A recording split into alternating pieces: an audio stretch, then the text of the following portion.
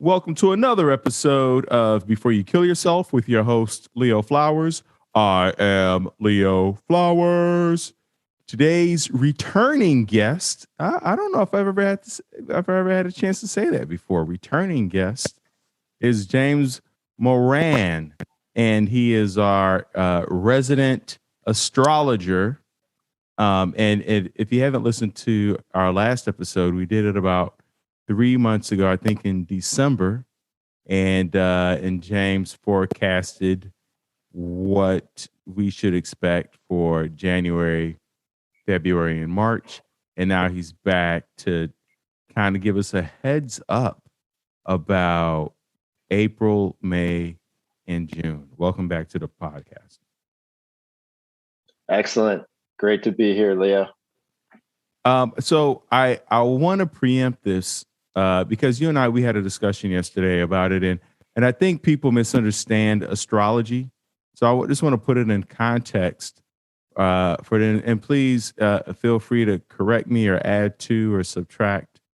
But astrology is not a fated course, meaning that if you have a tarot card reading or have a palm reading or any type of reading, or if you read your daily horoscope, it doesn't mean that whatever they say is going to happen is going to happen.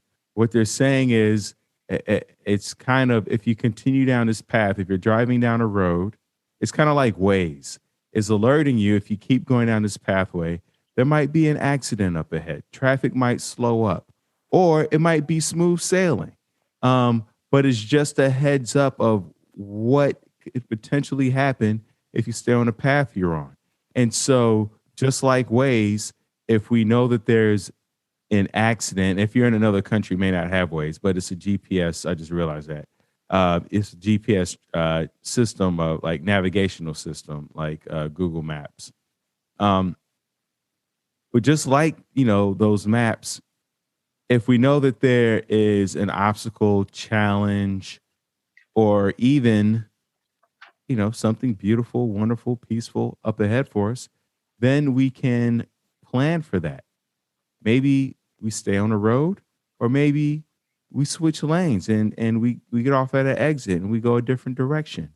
But that's what it's useful for, is to kind of give us a heads up of what to expect of our and also to give us hope. This is not just about knowing there are accidents ahead. It's about knowing the beauty and the joys and the laughter that we have in store for us. So James, is there anything you wanted to add to that? Well said.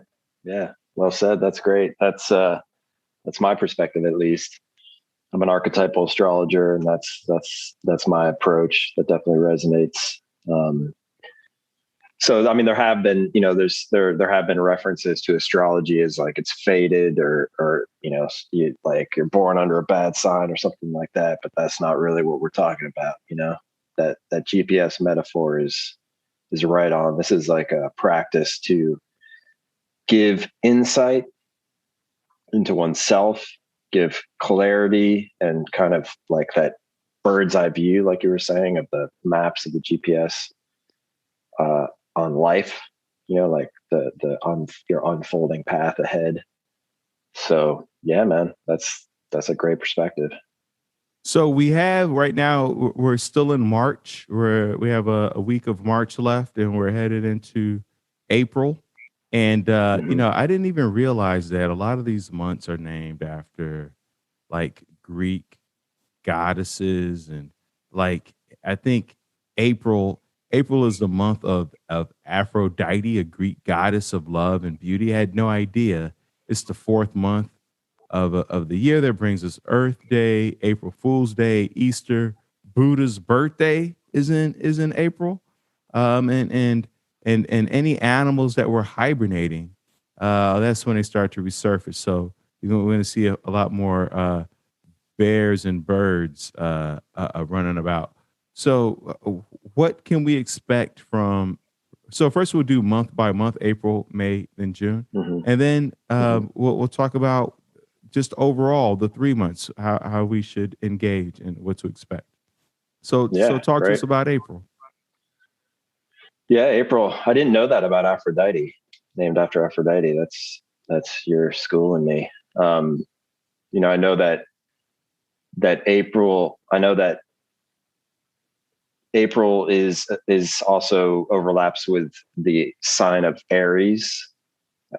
Actually, March and April. And March, I believe, is the one that's named, if I'm not mistaken, after Mars, or Aries, sign of Aries. And the sign of Aries is the first sign of the zodiac. So that's your kind of like springtime feeling that you're just describing. Everything's waking up. It's associated with the spark of life. That's in the northern hemisphere at least, but it's associated with the spark of life, the beginning of the zodiac, that the spark that gets things moving again, gets the metabolism moving again. The flowers start to like bloom, and the plants start to like send up stalks, and everybody comes out of hibernation. And yeah, so it's great. We're heading into spring, and we're leaving winter behind, because the question is, does February March?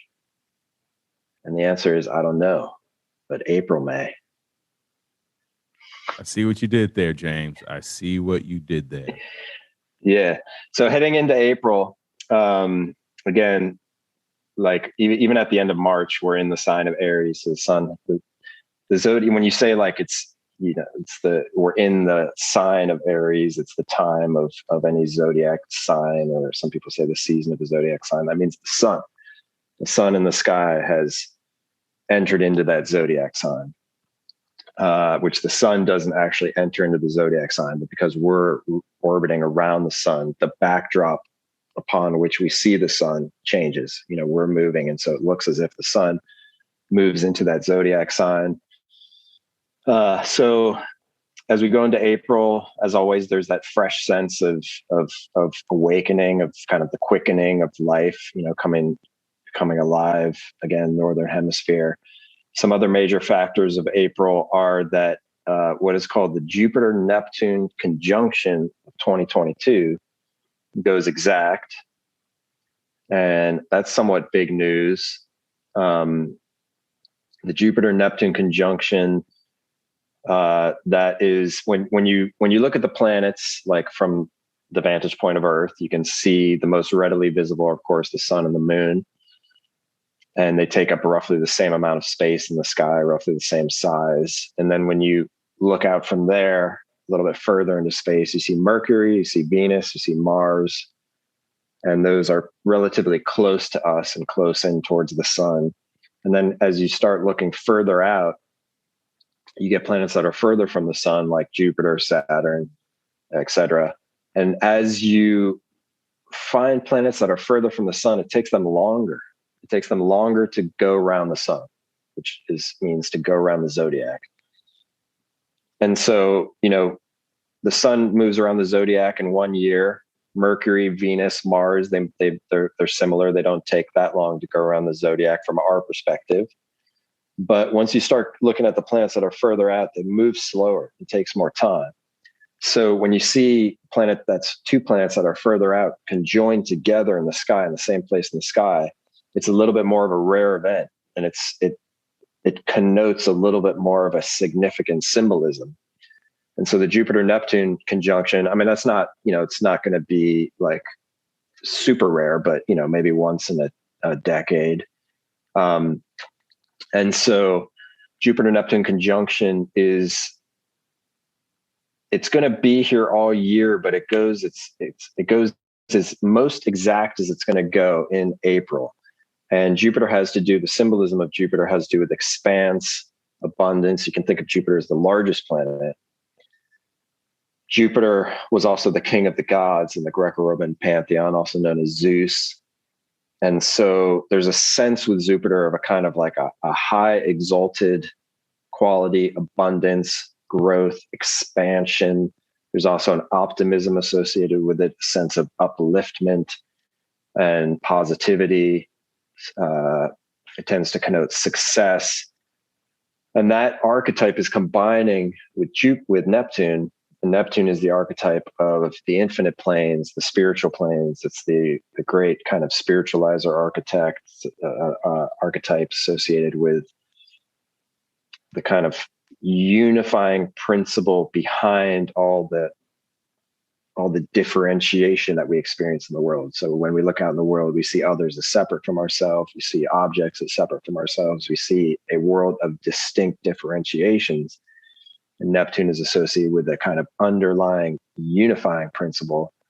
It's also associated with the imagination. Any place of kind of infinite planes. So like the infinite imagination, infinite realm of dreams, infinite realm of spirit realm, heaven, infinite sky, infinite ocean, infinite well of collective unconscious, collective imagination, inspiration.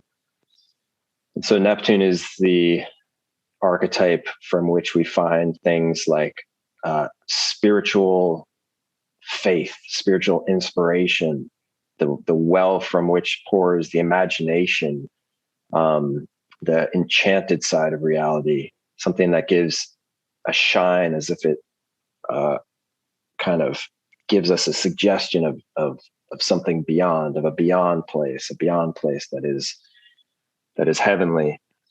And so when Jupiter and Neptune get together, we get to experience this upliftment, that kind of a positive sense of upliftment that is linked with kind of spiritual faith, spiritual sense of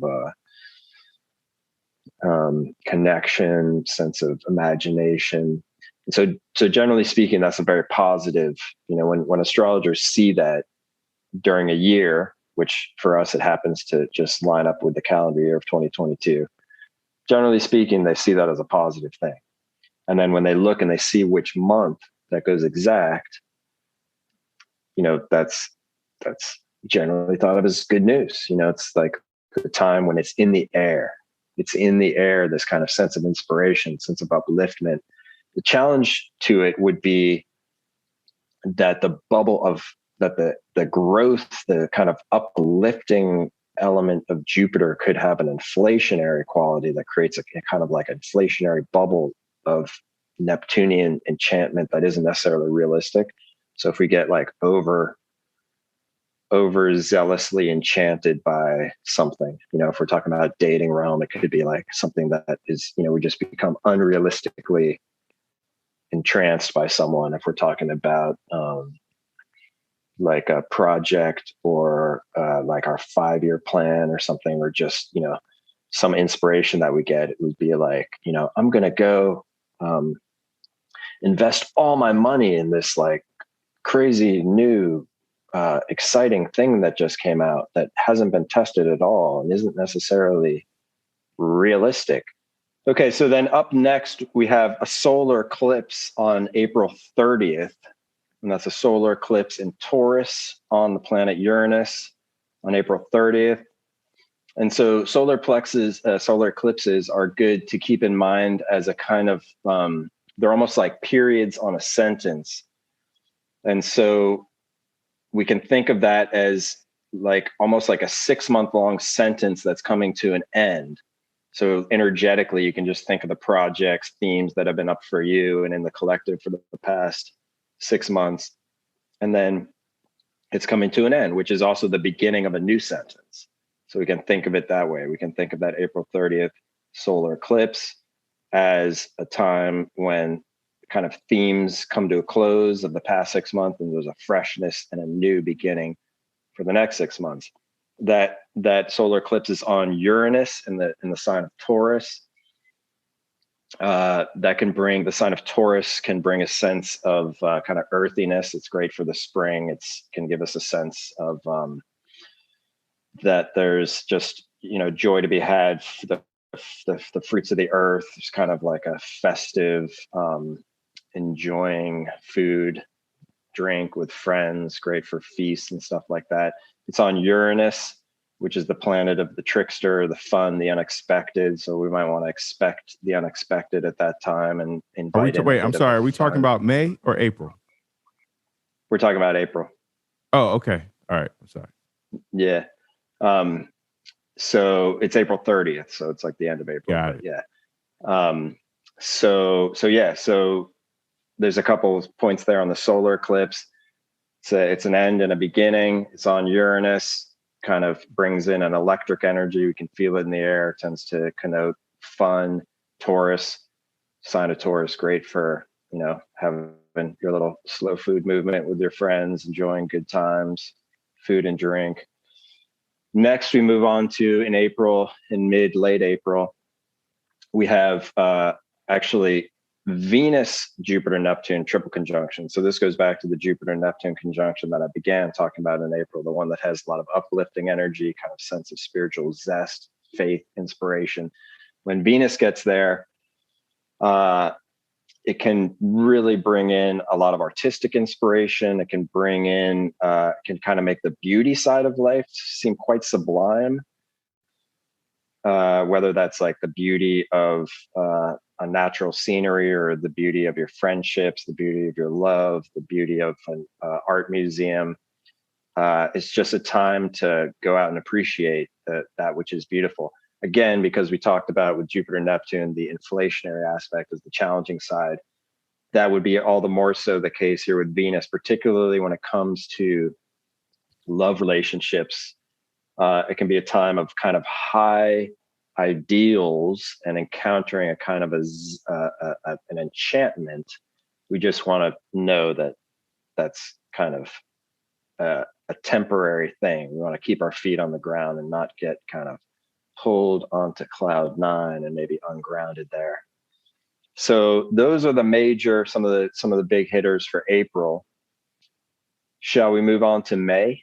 So, question then, we're talking Yeah. about staying grounded in April. And so just like a quick recap of the general points, it sounded like April is a time for expansion, enchantment. It's kind of like this magical uplifting and appreciating the sublime and the beautiful. And with that can come, an inflationary quality. It's kind of timely because we're looking at, the inflation of our economy right now here in the United States, and that impact, but also like an unrealistic entrancement and kind of falling head over heels for people, places, things, and ideas. And so to be grounded. So how do we remain grounded? Are there, it might be outside the astrological realm, but how would you suggest for someone to remain grounded for April? Yeah, well, I mean, one thing is, if you're hearing this, it's a good sign, because that means you're listening to this podcast and you got kind of a leg up because you are hearing what to expect, so that when the energy comes and you see it either in yourself or in others, kind of getting carried away with an inflationary tendency. The best thing to do is one of the first things we can do is to be mindful. That's the first thing, because when we're mindful, like mindfulness meditation, we say, even if it's us that is feeling kind of inflationary, you just notice, oh, I'm getting a bit inflated right now. I'm getting a bit carried away. Your friend comes to you with this like new form of cryptocurrency or something that just came out, and it seems like way too good to be true, and you're getting super jazzed, and you just want to be like, remember that podcast, be like, oh yeah, this is April, this is that transit that they were talking about, astrological alignment. And I'm just noticing I'm getting kind of inflated. Let me not take myself too seriously right now. Like, let me just take it all with a grain of salt. And then if I do have personal practices for grounding, it's going to be different for different people. But whatever are your personal practices that resonate for you, call upon them. For some people, it's standing on the earth with no shoes on. It's going to the beach and putting feet in the sand. For other people, it could be grounding to take a bath, or to like hang out with a friend and kind of like just chill. So, listen to your own beat and your own rhythm, your own style of grounding. That's where personal astrology readings come in well, because it's kind of tailored to the person. You want to find out what works well for you.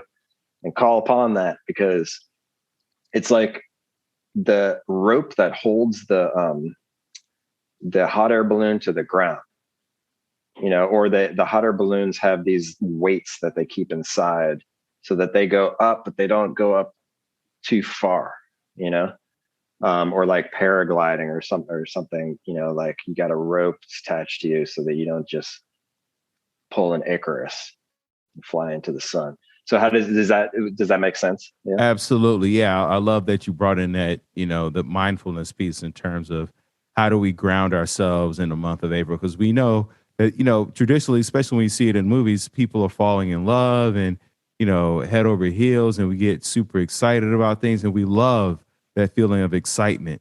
And, if we get too carried away, that can spiral for some people into mania. And we know that, you start to feel invincible and everything seems like a great idea. And that can really put us in some dangerous positions. Even I know, especially for me, if I'm too excited, too in a manic state, I start leaning more towards drugs and alcohol. And so I have to, excitement is one of those emotions that I really have to keep in check. And, my daily meditation of our practice of meditation is just one of the tools that I've been using. But it's good to know Yeah, man. to really be aware of not. I like that you said don't take yourself or your job or your work or too seriously. That's a great Yeah. reminder. Yeah, it's I mean, you really nailed it. That's exactly the way, like just like you gave your personal example. Like if you get carried away, there is a kind of escapist thing that can happen with these alignments. And drugs and alcohol is a part of that, where it's like, trying to get into a state that is like just it's not tethered, and in a challenging time, we're coming off pandemic, really rough events in the world. A transit like this could kind of trip somebody to want to escape into a place that's like imagined or hinted at, that's more ideal. But what we really want to do is, with that sense of mindfulness and with our grounding practices, we want to actually bring the kind of enchantment side of life. There is a reality that life can have kind of a spiritual zest to it, enchantment. Bring that back down here onto earth, like bring it back down into the world and suffuse a world that has gotten kind of tired and worn out over a period of pandemic and whatnot. Infuse it back with the kind of breath of life and inspiration of a kind of a zest of spirit. And so that's fully possible, is to it's almost like we want to bring the clouds down or bring the shine, whatever silver lining, like down to earth, rather than get like pulled up off, unrooted, ungrounded up. So So talk to yes. me about May. Yeah, so May, uh heading into May here, we have it's kind of an interesting counterpoint to April, because we we have actually the Jupiter Neptune. That's kind of the big news of the year. It's the same Jupiter Neptune alignment, but in May, by the time we get to May, Venus has left that alignment and Mars comes in. Different quality. Venus is like the lover and Mars is like the warrior. Venus was the goddess of beauty and attraction, and Mars is god of war. And so Mars comes in there with Jupiter and Neptune. And so we still got to have the same mindfulness. It's just a little bit different, because Mars is associated with the action principle, like how we act, our energy level, our kind of forceful action, our assertiveness on a challenging end. It can be anger, it can be confrontation. And so with Jupiter Neptune, it becomes that it's, a great way to use it would be like taking our kind of warrior energy, and everybody's got it somewhere inside, our warrior energy, and putting it towards the ends of that that ideal vision, putting it towards like higher principles, higher spiritual principles. You could take an Aikido class or something, or take like a yoga class and meditation kind of retreat that requires a lot of kind of energetic focus. A challenging way it could show up is that sometimes the Mars energy just has to do with like our get up and go, our go-getter energy. And with Jupiter and Neptune, Jupiter can just expand it, and Neptune can kind of, again, unground it and make it a little bit kind of idealized. And so it can be like, we're trying to tackle this project that is like not realistic. It's kind of like too lofty or too much of a mirage. And so again, we want to stay grounded, want to kind of take that warrior energy and be a humble spiritual warrior with that. So that's a big one. Once we get to the middle of May, we've got a lunar eclipse. So lunar eclipse, and that's May 15th. So lunar eclipse is interesting because it's actually a culminatory energy. That's a lunar eclipse in Scorpio. It's a culminating energy from the past 6 months. So in April, we had a solar eclipse, which is kind of like wrapping some themes up. But then in May, we have a lunar eclipse, which is that some of the projects from the past 6 months come to their fullest culmination. And so that's why during lunar eclipses, we can feel there can be a bit of a frantic energy in the air, because there's a sense of kind of a swelling, like everything that we've been doing is coming to its culmination.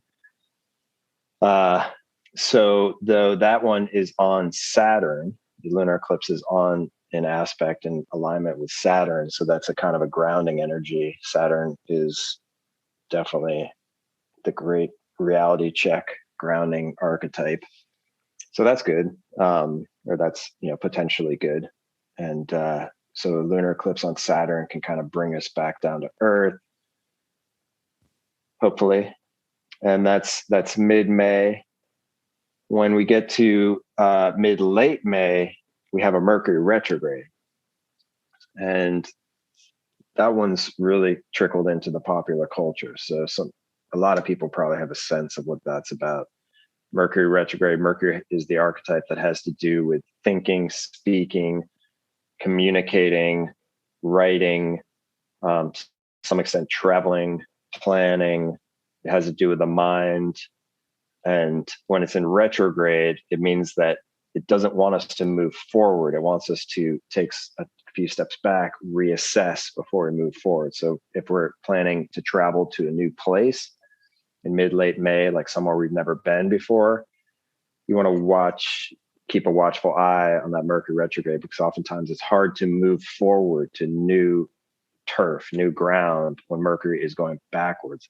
Mercury wants us to revisit, not like break new ground. It wants us to revisit. So it's like reassess things, particular things that have to do with communication, thinking, plans, writing, coordination, traveling, like the kind of details and numbers game, and communiques and correspondences and things like that. And so oftentimes people from the past get in touch with us, or like something comes up, a memo or something that was overlooked, and it's from the past, and we have to go back. Or like our accounts, we have to go back to our accounts and the numbers and things like that, and kind of straighten them out before we can move forward. So that's a Mercury retrograde in Taurus and Gemini. And so those are some of the headlines for that month. We also have Jupiter enters Aries, and that one we can continue to talk about as we go into June. Those are the main headlines there for May. So when we're looking at May, it sounds like, in the beginning there, we're looking at action, assertiveness. You got that warrior mana, that's and then in the middle, things kind of culminate and peak. It's like the efforts of all our work or the things we've been working on and crafting, it kind of comes to the swell in the middle of the month, and then it's the time to reassess. And and that makes sense because it's almost like you bust your butt maybe to open a restaurant or study for a test, and then in the middle you take the test and you open a store, you have the child, and then there's a bit of calm that right after you've reached a height, and the thing is come to fruition in the middle of the month. Then that's the time to like kind of sit back, reflect. Maybe that traveling is not so much about traveling to expand, but traveling to like kind of let things settle down a little bit. It sounds like, so you can reflect and revisit and reassess, and then even re-engage, for whatever Yeah. the next thing's coming up. Yeah, well put. Well put. Indeed. That's the groove right there. There's kind of like that sense of moving towards the culmination, and then there's an opportunity to go back and dot all the I's and cross the T's. It's like say you like that example, you have an exam or something. Once the exam's complete, once you take the bar exam or pass or whatever, then you can go back and fix the plumbing that's needed to be fixed for the past couple months, or take care of the car, take it in for maintenance that you've been neglecting because all the time you've been pouring into the other stuff. So yeah, so that's exactly right. And I also love that you brought up like higher spiritual principles and practices of going into yoga or boxing, because if there's nowhere for us to channel that assertiveness and that warrior energy that we're having in the beginning, then it could have negative or disastrous effects. So to make sure that we have some type of physical outlet, it sounds like, to channel that energy that's coming in through May, whether Yeah, that's boxing, yoga, or even construction, working with your hands, or baking, or but something where you can physically get engaged, and hopefully get engaged with something that uh, has a higher purpose or higher calling. exactly. Yeah, whatever you align with, look out for that subtle, rarefied kind of spiritual con- connotation that comes with it now. Like if you were boxing before, maybe you get into kind of like the spiritual side of the martial arts or something like that. It's going to be interesting. Yeah, keep an eye on that one in May. That to see how that unfolds will be pretty interesting. And so with the little time that we have left, talk to us about June. What are the highlights, and then what are the challenges, and then how do Hmm. we manage that? Yeah, yeah. So June is we have kind of an emphasis there on Venus, in the sense that, so Venus, we talked about Venus. Venus has to do with love, what we value, that which gives us pleasure, our heart, our friends, lovers, to some extent, money and valuable things, that which we place value upon. So Venus figures prominently in June, in that in early mid June, we have Venus conjoined with Uranus. And Uranus is the kind of trickster rebel archetype, and it likes to shake things up. And so, if we're talking about love and friendship, usually a bit of a shake up energy there. And all these energies are kind of corrective. They're here to shake us up in a way that is kind of inviting us to come back into balance. So at first it can feel disruptive.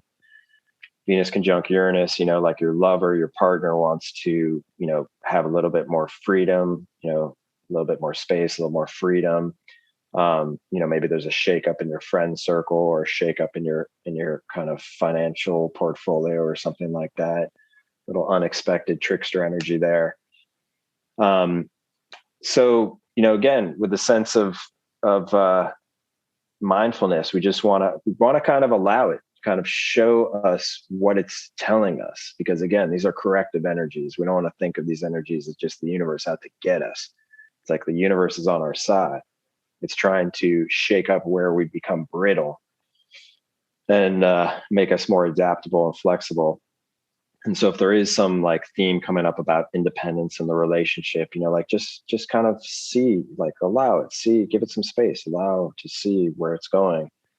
And because when we get to late June, Venus goes into alignment with Saturn, and that's a more grounding kind of energy that has more to do with maturity and being settled. It's definitely a different energy than Uranus. Uranus is that rebellious trickster. Saturn is the mature, more conservative approach. So it settles things. Like once Venus, like late June, Venus comes in aspect in alignment to Saturn, things tend to settle. They become a little bit more kind of have like this older, more wise perspective to them, a little bit more rooted and grounded. So when early June comes around, early mid-June, Venus with Uranus, there's a little bit of a shakeup in the relationship energy. Just it's not permanent. Just let it be there, because we know there's a grounding energy to come. So somewhere between those two, between the shakeup and then the settling back down, there's some lesson there for us. There's some wisdom there for us.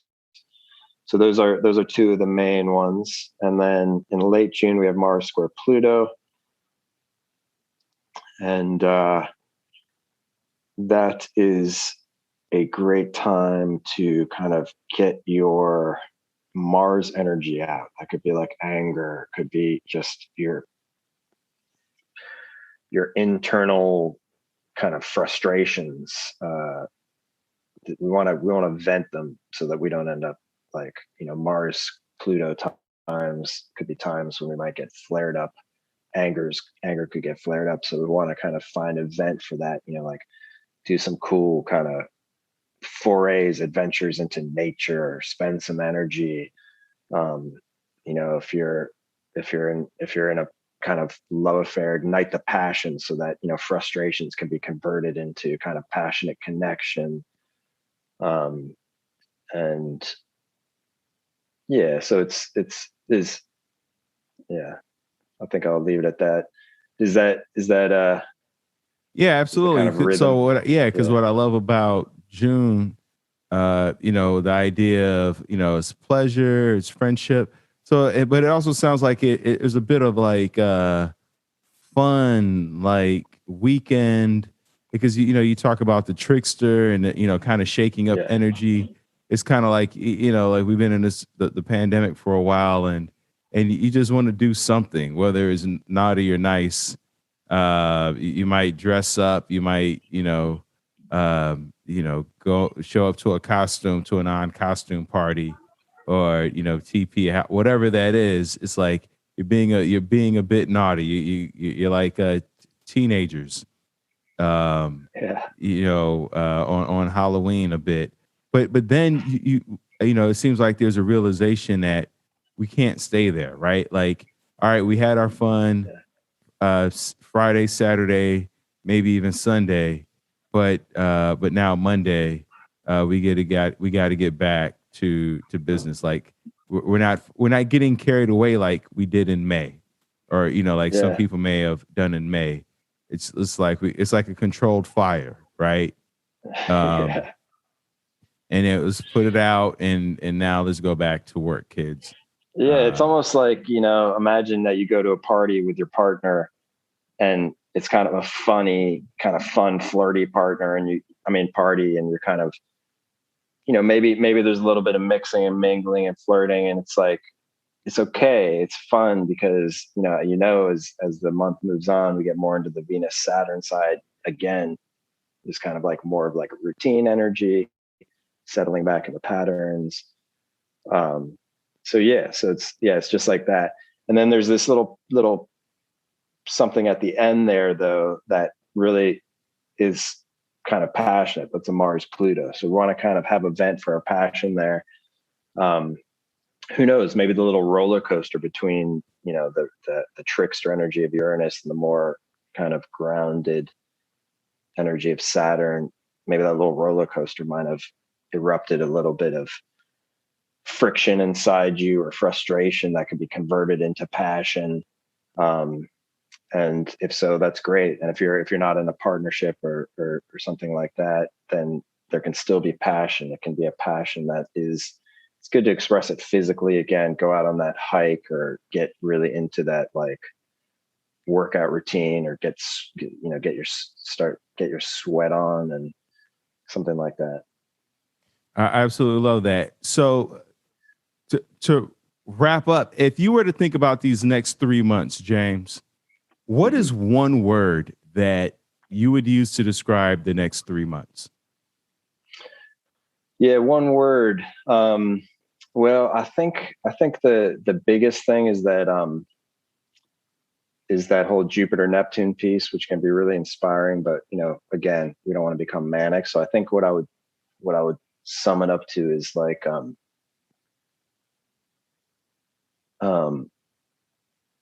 kind of one word. I would say inspiration, because inspiration is something that can make us feel kind of high and connected to, source, divine, life, whatever it is, grace. But inspiration itself doesn't carry a connotation to it that would necessarily trip us into like a manic inflationary state, So that's probably the word I would use. Yeah, I love that, because, on the flip side of that, then it ties into what it seems like the 3 months are also about is being grounded and mindful. So we can be inspired without being inflated. Like, I'm not gassing you up, trying to hype you up. Right. And that's a beautiful place to be. James, is there anything that we haven't talked about in terms of astrology that you could briefly share with us in terms of why people should go to get their one-on-one reading, or anything about astrology that you like? People need to know more about this. Yeah. I would circle back to the tone that you started the podcast with, in the sense that you use that example of the GPS, and looking at astrology forecasts, transits like we're doing now, is like, it's like you're seeing the path. It's almost like you get up onto a vista and you can see the path ahead. You can see like, oh, it kind of veers over here, and then it goes this way, then it goes that way. So you know what you're prepared for. An important thing to note is that, you're up on that vista, or you're using Google Maps and you're getting that bird's eye view. But really what we're doing is to kind of flip the metaphor. We're actually looking up. We're looking up at the sky. And that is the movements of the celestial bodies. The heavens themselves are giving us the insight.